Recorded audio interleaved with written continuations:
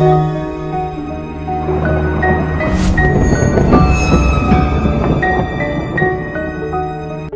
satu alasan kenapa rakyat mempercayai akan datangnya pemimpin yang disebut oleh sang proklamator Ratu Adil adalah bahwasanya sampai detik ini rakyat belum bisa merasakan arti kemerdekaan yang telah direbut dengan darah para pejuang pendahulu bangsa. Apakah sebabnya sabda Prabu Jayabaya, Uga Siliwangi dan Raden Ronggowarsito sampai hari ini masih terus menyalakan harapan rakyat dan tak pernah padam oleh roda rotasi bumi? Tak lain adalah dalam hal ini tidak berbicara tentang orang-orang kaya, pejabat-pejabat yang korup, adigang, adigung, adiguno, manusia-manusia kaya yang sombong, dengki, dan iri hati, karena semua itu akan tergerus oleh zaman. Seandainya tetap bertengger, matinya akan susah. Namun yang terlihat adalah himpitan ekonomi rakyat yang mengais puntung-puntung rokok, dan petani-petani miskin dan nelayan-nelayan yang melarat. Mereka semua dalam hatinya menangis, tak habis-habisnya menunggu-nunggu, mengharap-harapkan datangnya pertolongan. Sebagaimana orang yang dalam kegelapan tak berhenti-hentinya menunggu-nunggu dan mengharap-harap, kapankah matahari terbit? Seperti yang diutarakan Soekarno 1930 dalam bukunya Indonesia Menggugat. Suatu ketika Prabu Sri Jayabaya mengatakan bahwa keadaan Nusantara di suatu masa di masa datang akan ada suatu masa yang penuh dengan bencana. Gunung-gunung akan meletus, bumi berguncang-guncang, laut dan sungai akan meluap. Ini akan menjadi masa penuh penderitaan, masa kesewenang-wenangan dan ketidakpedulian. Banyaknya berbagai bencana dan persoalan bangsa Indonesia yang datang dan pergi silih berganti. Apakah pertanda bahwa bangsa Indonesia tengah memasuki suatu zaman yang disebut zaman kala bendu? Suatu zaman yang digambarkan dengan kekacauan dan pengurusakan yang demikian dahsyat. Kedahsyatan itu sering pula dinamakan dengan masa goro-goro, yang digambarkan dengan bumi gonjang-ganjing, langit gelap-gelap. Bumi mengalami kegoncangan yang dahsyat hingga langit menjadi tergetar. Lantas pertanyaannya adalah kapan goro-goro itu dimulai? Sekali lagi tidak ada yang bisa menjawab kecuali hanya Allah yang Maha Besar. Namun manusia hanya bisa melihat tanda-tanda akan kebesaran itu.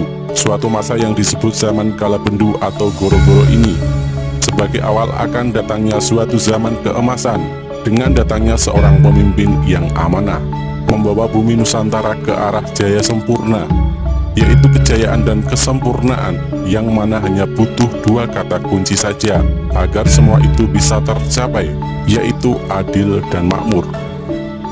Dalam bahasa yang lebih kerennya oleh leluhur disebut Suro Diro Joyo Diningrat, lebur dining pangastuti, atau semua angkara murka atau tindak kejahatan akan kalah dengan keluhuran budi. Atau dalam bahasa Arabnya dalam terminologi Islam disebut ijazal haku wasakal batil, inal batila kana sahaku. Suatu ketika akan datang seorang pemimpin yang akan membawa keadilan dan kesejahteraan, serta mengangkat derajat dan martabat manusia, khusus rakyat yang selama ini mengalami penderitaan. Akan muncul pemuda pilihan Tuhan dari Tanah Suci yang menaklukkan bumi di seluruh bagian barat dan timur. Akan hadir keturunan Nabi yang nama dan gelarnya seperti Nabi yang menerangi bumi dengan keadilan. Prabu Sri Jayabaya menyebut dalam ramalannya, Margo Sirapih, Rawuhnyo, Noto Ginaib Sanyoto, Wiji Sijilani Utomo, Engapuran Naranoto, Kangkapisan Karonyo, Adenge Tanpo Sarono, Nakdo Magduming Srinoto, Sonyo Ruti Kedanyo. Artinya, kedatangan pemimpin baru tidak terduga, seperti muncul secara gaib dan mempunyai sifat-sifat yang utama.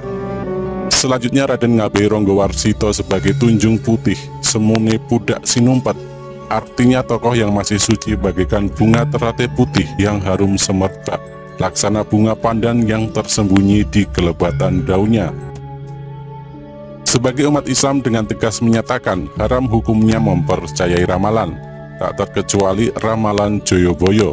Tapi kenapa sebagian umat Islam keturunan Jawa tetap mencoba bersikap lebih moderat, dan santun serta tetap percaya pada isi ramalan tersebut. Karena secara tradisi orang Jawa mengenal konsep kualat. Itu sebabnya mereka takut kualat leluhurnya, mengingat ramalan Joyoboyo ini sudah berusia ratusan tahun dan juga sudah dipercaya oleh para leluhur mereka, khususnya ramalan terkait janji bakal munculnya tokoh Satrio Piningit. Parameter untuk mengetahui benar tidaknya sebuah ramalan ada dua. Pertama, tentang waktu yang panjang antara saat ramalan pertama kali disampaikan dengan waktu kejadiannya. Sedangkan kedua, jumlah manusia yang percaya, apakah semakin bertambah atau berkurang. Mengacu pada kedua parameter itu, ternyata ramalan Joyoboyo memenuhi syarat.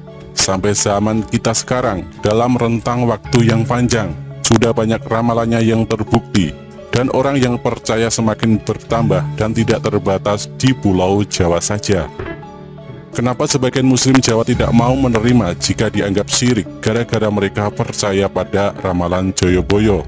Karena mereka benar-benar paham bahwa Joyoboyo bukan Tuhan, dan memang tak pernah diimani sebagaimana keimanan muslim Jawa terhadap Tuhan.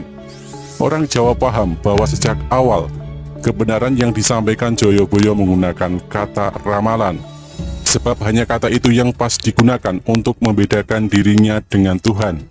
Sekalipun terkadang apa yang diramalkan ternyata mengandung nilai kebenaran.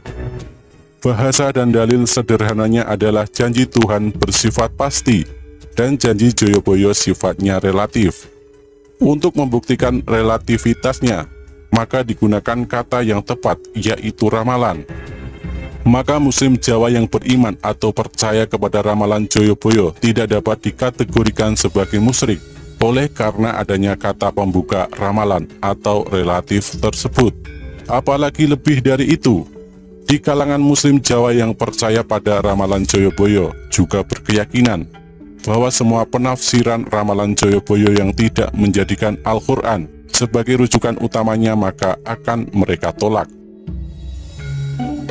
Ramalan Prabu Joyoboyo soal Satrio Piningit sampai sekarang merupakan fenomena dan misteri yang belum terungkap. Apa dan siapa Satrio Piningit itu? Tentang kebenarannya hanya Allah yang Maha Tahu. Namun tak ada salahnya, meski kita sendiri tak percaya, kita tetap mau menghargai kepercayaan orang lain yang percaya pada ramalan Joyoboyo. Menurut mereka yang percaya, Satrio Piningit akan turun di tanah Jawa, sedangkan Imam Mahdi akan turun di Timur Tengah. Misi keduanya sama, memperbaiki moral dan kehidupan manusia. Satrio Piningit merupakan seorang manusia yang menerima amanat untuk memperbaiki moral dan tatanan hidup manusia. Satrio Piningit menerima 8 wahyu, 6 wahyu untuk eksistensi dirinya sebagai Satrio Piningit. 6 wahyu ini tidak diajarkan, sedangkan 2 wahyu untuk diajarkan, yaitu tentang kebenaran dan ilmu kebijaksanaan. Yang mesti diperhatikan, wahyu di sini berbeda makna dengan wahyu yang diterima oleh para nabi. Kata goro-goro yang terdapat dalam ramalan Joyoboyo bukan hanya berarti keributan massal, karena sebenarnya merupakan kata simbolik. Jika dicermati, kata-kata aslinya, bahasa Jawa goro dalam bahasa Indonesia berarti bohong, maka goro-goro berarti kebohongan. Jika melihat fakta di Indonesia, bukan hal ini sudah berjalan sejak dari zaman Orde Baru sampai sekarang.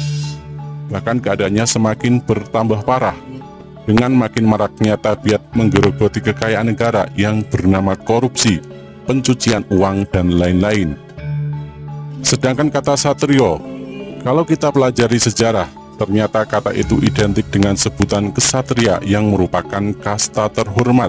Meski demikian, itu pun tidak dapat dimaknai secara sederhana bahwa Satrio Piningit pastilah manusia pilihan dari kalangan kasta atau keturunan terhormat. Tetapi Satrio dalam ramalan Joyoboyo lebih bermakna bahwa yang bersangkutan memiliki moral yang sangat tinggi dan mulia. Sebagai seorang satrio atau kesatria, ia adalah seorang yang teguh dan kuat, memegang sumpah dan janji, bersesuaian antara kata dan perbuatan. Ada pula sebagian orang yang salah paham bahwa ketika Satrio Piningit disebut bermata satu, Maka ada yang mengartikan bahwa jangan-jangan yang dimaksud Satrio Piningit itu adalah Dajjal yang menurut riwayat konon bermata satu. Padahal makna bermata satu dalam hal ini berarti mata hati, yang merupakan indera ketujuh setelah indera keenam. Dengan mata hati inilah Satrio Piningit bisa mengetahui kebenaran Tuhan, mana yang benar dan mana yang salah, sehingga kebenaran bahkan dapat dilihat. Maka sebagai Satrio Piningit, dia dijamin mampu bertindak adil dan bijaksana. Kemampuan Lin Wei inilah yang akan dipergunakannya untuk mendidik manusia.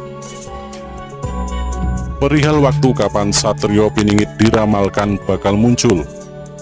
Satrio Piningit akan muncul jika sudah terjadi goro-goro. Sementara saat ini, perjuangan Satrio Piningit ini masih dilakukan secara tersembunyi dan tak diketahui oleh siapapun keberadaannya. Termasuk juga apa yang diajarkan tidak diketahui dengan pasti ajarannya, karena begitu halus cara dan metode pengajarannya.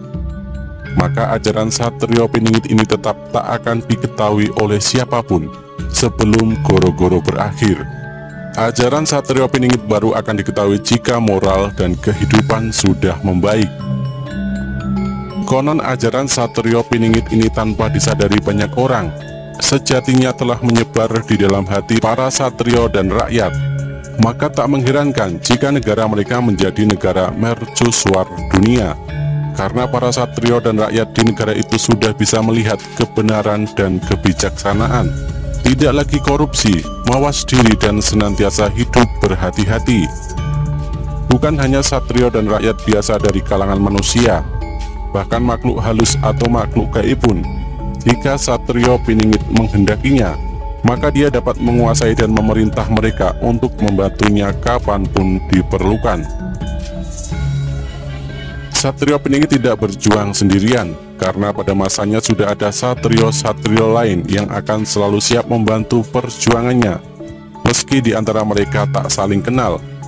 Sebab dalam tingkatan spiritual, sejatinya mereka sudah saling terhubung, bagaikan jala atau jaring, antara satu dengan yang lain membentuk daya kekuatan gaib yang luar biasa. Satu hal lagi yang terpenting, Satrio Piningit tidak akan pernah menyatakan dirinya adalah Satrio Piningit, meski sejak awal dia tahu bahwa dirinya Satrio Piningit ketika menerima wahyu dari Tuhan, sehingga amanat untuk mengubah dan memperbaiki moral umat manusia pun dilakukannya dengan kesadaran penuh, karena mata hatinya dapat melihat kebenaran Tuhan. Jika banyak orang meyakini bahwa Satrio Piningit merupakan keturunan bangsawan, keturunan raja yang bijaksana, sebenarnya tidak ada yang tahu pasti dia berasal dari keturunan raja dan kerajaan mana. Satrio Piningit sendiri tidak punya silsilah keturunan bangsawan, dan tidak tahu kalau dirinya itu keturunan raja. Yang diketahui dan dirasakannya adalah bahwa dalam dirinya ada sifat-sifat sebagai seorang kesatria. Itulah sebagian isi ramalan Joyoboyo tentang Satrio Piningit. Lalu apakah layak kita menanti-nantikan kemunculannya? Nasib suatu bangsa tidak akan berubah jika bangsa itu tidak mau mengubah nasibnya sendiri. Begitu kurang lebih petikan ayat suci dalam Al-Quran. Maka alangkah baiknya jika kita tidak semata-mata mengharapkan perubahan baik di negeri kita tanpa berbuat apa-apa, hanya dengan menunggu kemunculan Satrio Piningit, senantiasa berbuat baik dengan segenap kemampuannya, hidup aktif, dinamis, dan kreatif, berbuat baik, jujur, benar, tidak melanggar hukum, tidak melanggar atau merendahkan adat tradisi, dan tidak melanggar tatanan agama.